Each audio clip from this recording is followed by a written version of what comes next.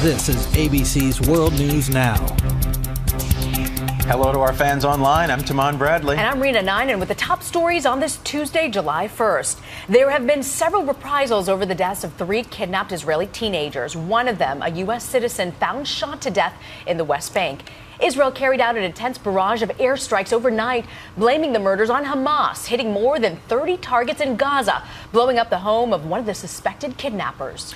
GM has added another 8 million vehicles to its list of cars recalled over faulty ignition switches. That brings the total for North America to 29 million this year. GM, facing a federal criminal investigation, says it'll pay $1.2 billion to cover the recalls.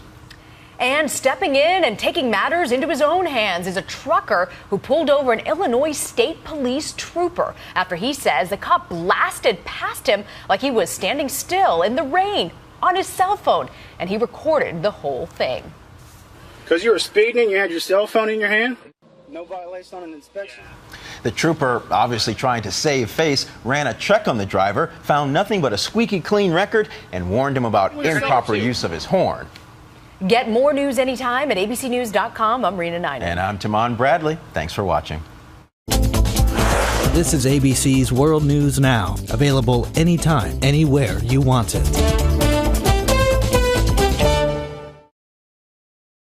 More Americans choose ABC News to see the whole picture.